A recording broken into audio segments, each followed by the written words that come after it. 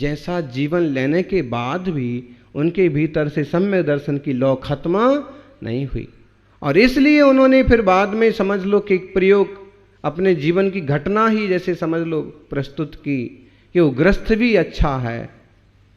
कौन सा ग्रस्त? जिसमें मोह ना हो। मोह का मतलब घर गृहस्थी बाल बच्चे दुकानदारी ये सब चीज़ों का उसका अपनापन होता है, वो चारित्र मोह है। लेकिन मोह का मूल मतलब है मूढ़ बुद्धि, पर पदार्थों में एकत्व करने की बुद्धि ना हो। पर है, स्वा स्वा है। आत्मा जीव चैतन्यमय है और बाकी जड़ जड़ है। ये समझ हो। गृहस्थी का मतलब ही होता है जिसकी पत्नी बच्चे परिवार हो। लेकिन कोई कोई इतना भाग्यवान धर्मात्मा हो सकता है कि गृहस्थी में रह के भी एक साधु को मात करते, अपने क्रियाओं से, अपने आचार से, अपने भेद ज्ञान से। महाभारत का एक प्रसंग आता है। महाभारत के युद्ध में कौरव पक्ष में एक बढ़िया योद्धा थे सुधनवा।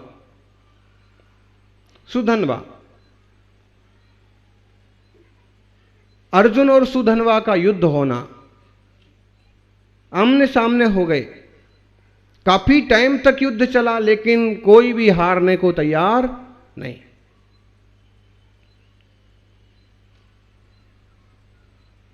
बहुत सारी सामग्री बर्बाद हो गई, बाण बर्बाद हो गए, रथ टूट गए, लेकिन एक दूसरे को पराजित नहीं कर पाए, जीत नहीं पाए।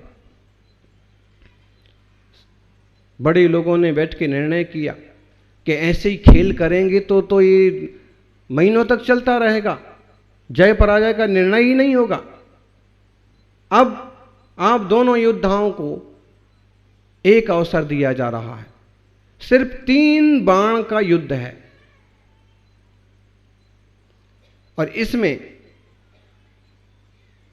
जो भारी पड़ेगा वो जीत गया। इन 3 बाणों में निर्णय करना है कि कोई जिए, कोई मरे, कोई जीते, कोई हारे।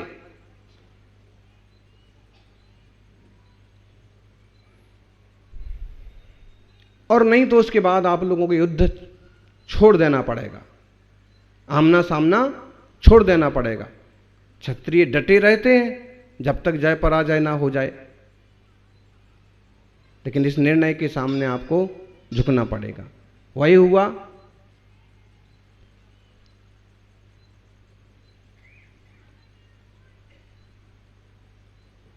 यहां कृष्ण सारथी, अर्जुन योद्धा और वहां सुधनवा धर्मात्मा।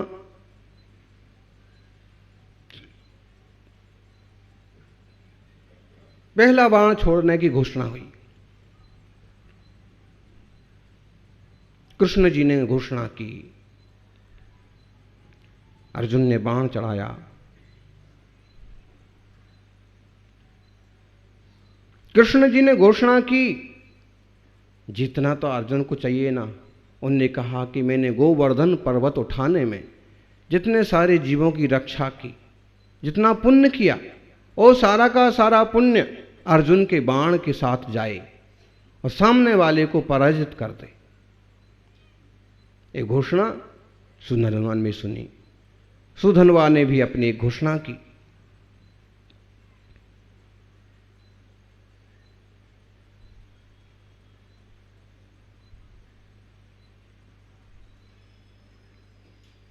गृहस्थी में रह करके मैंने जो एक पत्नी व्रत पालन किया है, ब्रह्मचर्य अनुव्रत का पालन किया है, उसका पुण्य मेरे बाण के साथ जाए। दोनों बाण आमने सामने पहुंचे, टकराए। अर्जुन का बाण टूट गया और सुधनवा का बाण बस निशाना चूका।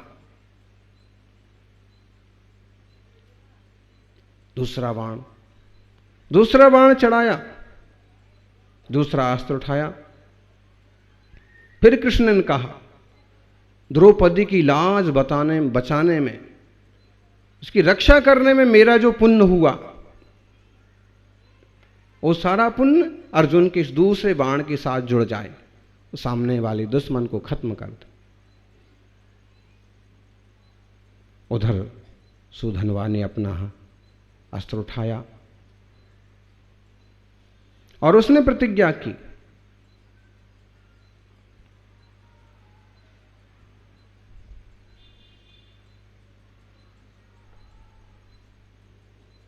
नीति पूर्वक धन कमा करके मैंने आजीविका की है, मैंने किसी के साथ अनैतिक व्यवहार नहीं किया, और इस नीति में मेरा जो पुण्य हुआ है वह पुण्य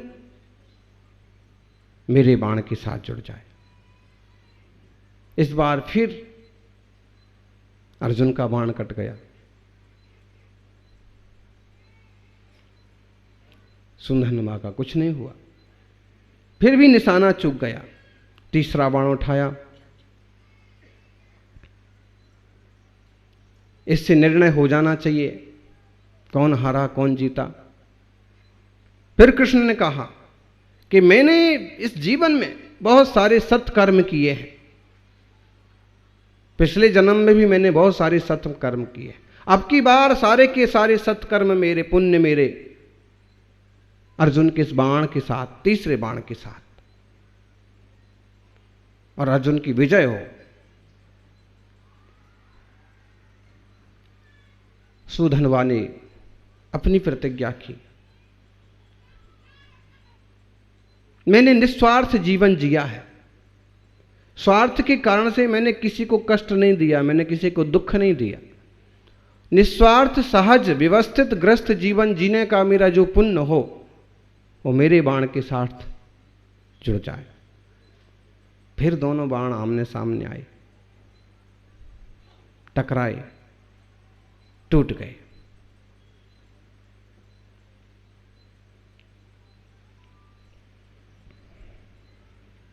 इस बार भी निशाना ही चूका, सुधनवा का हथियार नहीं टूटा।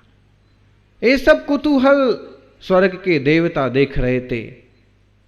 इस तरह की दिव्य परीक्षा, दिव्य युद्ध, और इतनी इनकी जय पराजय का निर्णय तो अब मनुष्य क्या करें। तो देवताओं ने सुधनवा के ऊपर पुष्प वृष्टि करना चालू कर दिया, फूल बरसाना चालू कर दिया। किस पर? एक सदगृहस्थ पर, पूरी तरह से व्यवस्थित रूप से गृहस्थी का पालन करने वाले पर। फिर कृष्ण ने भी सुधनवा की पीठ ठोक करके कहा कि हे नरश्रेष्ठ, तुम धन्य हो, गृहस्थी में रह करके भी तुम शुद्ध गृहस्थी का पालन करते हो, इसलिए अर्जुन के सामने भी तुम्हारा कुछ नहीं बिगड़ा।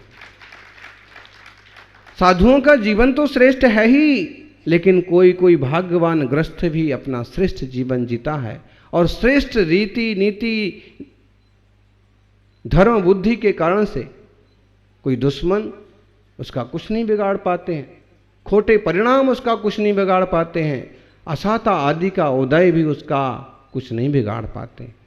इसलिए ज्ञानियों, श्रेष्ठ सदगृहस्थ का जीवन जियो भले, लेकिन विवेक पूर्वक, सम्यक दर्शन पूर्वक, भेद विज्ञान पूर्वक।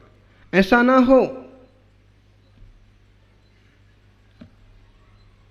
कि स्वार्थ और अनीति में उलझ करके जिंदगी बर्बाद हो जाए। ज्ञानियों, दृष्टि सम्यक करो। अभी तो विपरीत दृष्टि है। ज्ञानी कहते हैं तहो दिट्ठी जथवथी तथ करे हाणियल पुठिया नाणेन सब चेठम करशु ऐसो ही मुख पहो। ज्ञानी क्या कहते हैं? ज्ञानी कहते हैं कि तुम्हारी दृष्टि जहां है वहां पीठ करो, और जहां पीठ है वहां दृष्टि करो, ज्ञान पूर्वक सारी चेष्टा करो, यही मोक्ष मार्ग है। समझ में आ रहा है ज्ञानियों? हैं? दृष्टि कहाँ है अभी तक हमारी? हमारी दृष्टि अभी तक केवल बाह्य है, पर पदार्थों पर ही टिकी है। और हमारी पीठ कहाँ है? हमारी पीठ तत्वबोध से विपरीत दिशा में। हमारी पीठ है देवशास्त्र गुरु की तरफ। मंदिर में जाते हैं तो बड़े बुजुर्ग बेटे बोलते हैं, बेटे भगवान को पीठ मत दिखाओ। हैं? कभी सभा में बैठते हैं, कैसे बैठते हैं तो समझाते हैं, गुरु जी को पीठ पड़ रही है, पीठ मत दिखाओ। पीठ मत दिखाओ मतलब एक तरह का अनादर।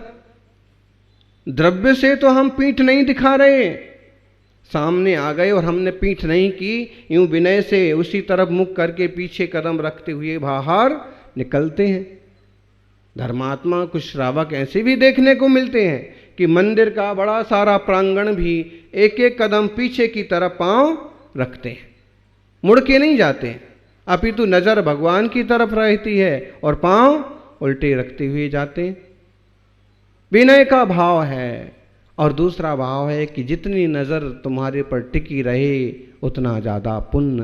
बाकी तो सारी दुनिया में कहाँ कहाँ नज़र जाने वाली है। और असल बात यह है कि भगवान को पीठ नहीं देना, गुरु को पीठ नहीं देना, शास्त्र को पीठ नहीं देना, वर्णों को पीठ नहीं दिखाना, इसका आशा है कि इनका अपमान नहीं करना।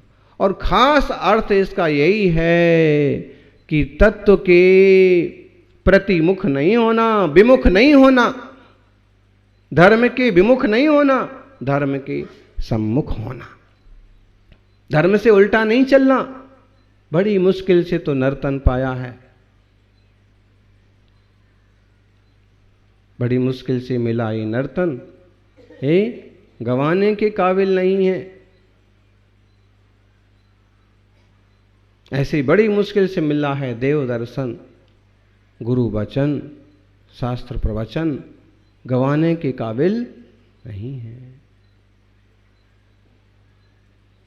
भार मत मानिए ज्ञानी, आभार मानिए। प्रवचन को, धर्म सभा को भार नहीं समझिए, आभार समझिए। क्या करें, जाना पड़ेगा, बैठना पड़ेगा, कोई नहीं रहता है, हमको तो रहना चाहिए कम से कम। महाराज जी फिर क्या सोचेंगे कि हमारा चेला भी नहीं आया है। इससे तो ज़्यादा लाभ नहीं होगा, थोड़ा सा लाभ होगा, लेकिन आप आत्मदृष्टि विवेक पूर्वक स्वीकारने के लिए आएंगे तो लाभ ज़्यादा होगा। एक छोटी लड़की 10-12 वर्ष की बच्ची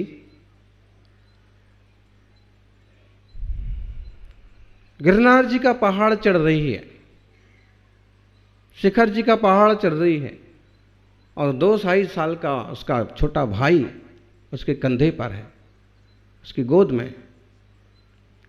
सांस चलते चलते किसी ने टोका, बेटा ये तो बहुत भारी है, इतनी सीढ़ियां कैसे चढ़ेगी इतना भार लेके, ये तो भारी है। उसने कहा, श्रीमान जी भारी नहीं है, भाई है। भाई माना इसलिए भारी नहीं है, और तुमने सिर्फ 2 मिनट के लिए उसको गोद में लिया और तुम्हें भारी लगा, क्योंकि तुम्हारे लिए वो भाई नहीं है। तब तक तुम्हें देवशास्त्र गुरु भारी लगेंगे जब तक उनमें अपनापन ना हो जाए। वो छोटी बेटी का वे भाई के प्रति भाईपन, अपनापन है, इसलिए भारी नहीं लगता। अपनापन है तो भारी नहीं है, और अपनापन नहीं है तो 50 साल के मजबूत आदमी के लिए भी भारी लगता। धर्म ध्यान भी तब तक हमें भारी लगेगा जब तक हमें धर्म से अपनत्व नहीं है। आत्मज्ञान भी हमें भारी लगेगा जब तक हमें आत्मसमर्पण नहीं है। भेद विज्ञान हो जाएगा तो ये सब कुछ हल्का लगने लग जाएगा और संसार भारी लगने लग जाएगा। और भेद विज्ञान नहीं है तो ये सब धर्म ध्यान भारी लगेगा और संसार बहुत आभारी लगेगा, हल्का लगेगा, भागो। ज्ञानी गृहस्थी को भी सब कुछ करना है, लेकिन धर्म ध्यान छोड़ करके नहीं। तौ दिट्ठी जत्थ अत्थ, तौ दिट्ठी जत्थ अत्थि, जहां तुम्हारी दृष्टि है वहां से हटाओ, वहां पीठ कर दो। दृष्टि आपकी संसार की तरफ है, इसको देखो, इसको देखो। आपकी दृष्टि अपने तरफ है, अपने बॉडी शरीर की तरफ। सेल्फी लो। जब सेल्फी लेते हैं ना लोग, तो महाराज जी को भी पांव लग जाए कि जूता लग जाए कि धक्का लग जाए तो उसकी भी परवाह नहीं करते। दृष्टि कहाँ है तुम्हारी? लोगों को लग रहा है कि देखो महाराज जी के साथ सेल्फी ले रहा है, लेकिन उसको उससे कोई मतलब नहीं। वो फोटो, ये सेल्फी भी इसीलिए ले रहा है कि ताकि कुछ लोगों को बताए, हाँ, कि मैं महाराज जी का खासम खास हूँ, सेल्फी लेके आया। खासम खास से क्या होता है? जो सच्ची भक्ति दिल से करता है उसके लिए खासम खास बोलने और बनने की जरूरत नहीं पड़ती है।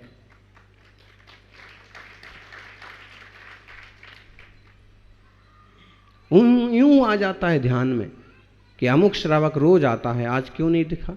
अमुक रोज आहार में उपस्थित होता है, चर्या कराता है, पड़गाहन करता है, आज क्यों नहीं दिखा? सहज हो जाता है। और नहीं तो फोटो खींचते रहो, पास में चिपके रहो, कोई खास फर्क नहीं पड़ता।